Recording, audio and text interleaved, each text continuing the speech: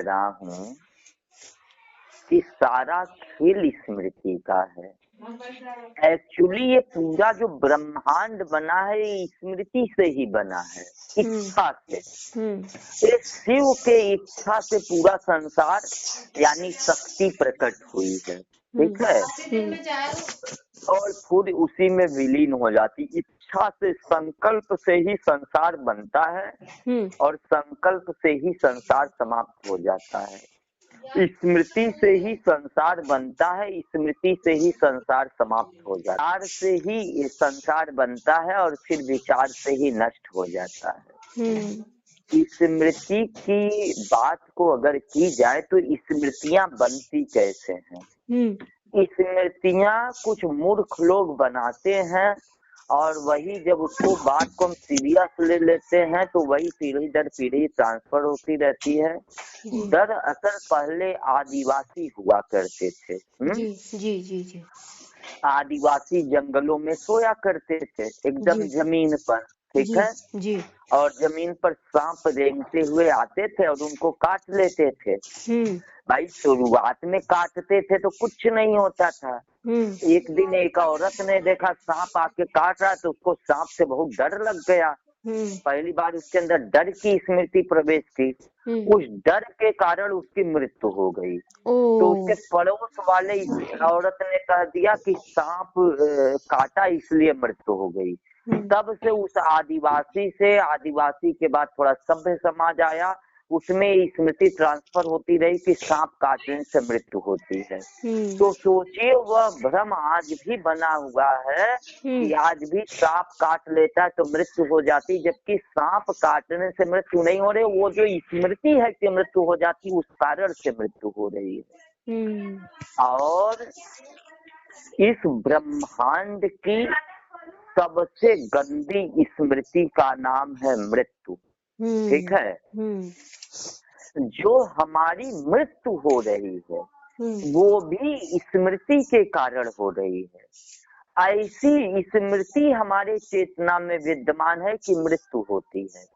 एक दिन हम समाप्त हो जाते हैं, एक दिन सब कुछ समाप्त हो जाता है, जबकि सत्य क्या है कि यह केवल स्मृति है।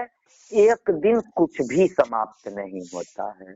जिसे हमने मृत्यु सब कहा है वह है बीज का वृक्ष हो जाना है।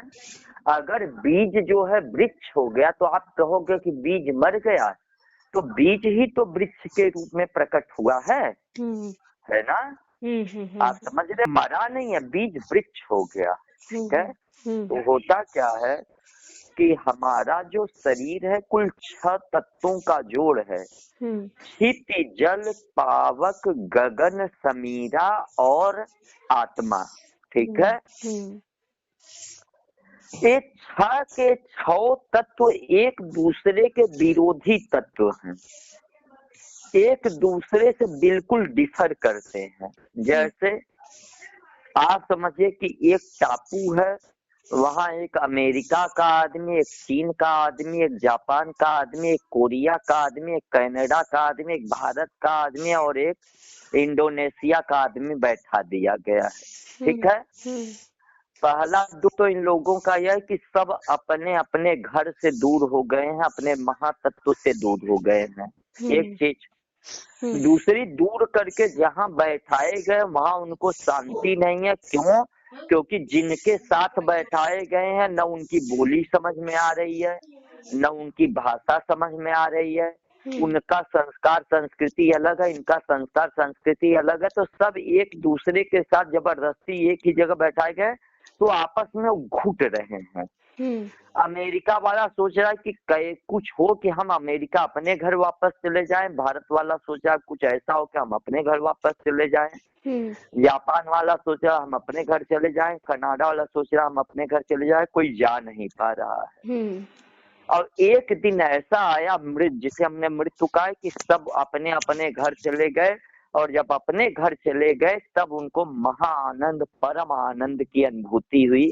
क्योंकि जब आप अपने घर लौट जाओ 10 साल के बाद, तब तो आपको अपने परिवार, अपने घर, अपने जगह पर लौट गए तो खुशी हुई ना जी। तो है क्या कि हमारे शरीर में जो 6 तत्व हैं एक दूसरे के विरोधी हैं।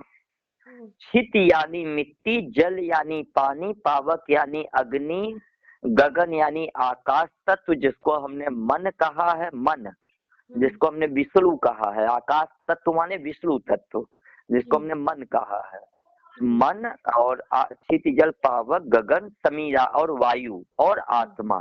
ठीक है।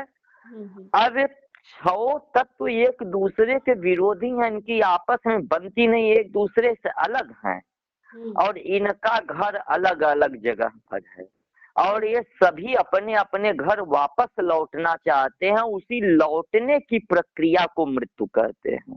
जिसको हमने मृत्यु कहा है वह इन 6 तत्वों की अपने अपने घर वापसी है। उसको मृत्यु नहीं बल्कि महानिर्वाण कहा जाना चाहिए, घर वापसी कही जानी चाहिए, महा आनंद का क्षण कहा जाना चाहिए, कैद से छूटना कहना चाहिए, जेल खाने से बाहर होना कहना चाहिए। इसीलिए तो ज्ञानियों ने कहा कि मरो है जोगी मरो, मरो मरण है मीठा। हमने मृत्यु को अशुभ समझा, वो करें मरना तो मीठा है। मरो है जोगी मरो, जल्दी से मरो, मरो मरण है मीठा, मृत्यु शुभ है। समझते हैं कैसे? मृत्यु में आखिर होता क्या है? हमारे शरीर में 4% मिट्टी है, वह अपने इस महामिट्टी में लीन हो जाती है, पृथ्वी तत्व में लीन हो जाती है। पृथ्वी तत्व मिट्टी है तो महामिट्टी में लीन हो जाती है और मिट्टी जीवित है, तभी पेड़ पौधे उग रहे हैं। शरीर की अग्नि निकल करके इस महाअग्नि तत्व में ब्रह्मांड के लीन हो जाती है और अग्नि भी जीवित है, तभी उसमें खाना पक रहा है। शरीर की वायु निकल करके इस अनंत ब्रह्मांड की वायु में लीन हो जाती है और वायु भी जीवित है, तभी हम सांस ले रहे हैं। शरीर का आकाश यानी मन निकल करके इस आकाश तत्व में लीन हो जाता है और आकाश जीवित है, तभी हम इसमें विचरण कर रहे हैं। और शरीर की आत्मा निकल करके परमात्मा में लीन हो जाती है, तभी। तो अंश अपने पूर्ण से मिलने के लिए बेकरार है। हर तत्व अपने महातत्व में लीन होने के लिए बेकरार है। इसलिए 6 के 6 तत्व हमारे शरीर के भीतर निरंतर ये जाप कर रहे हैं कि हम मरे, जल्दी मरे। मरे माने अपने घर वापस जाएं। ठीक है।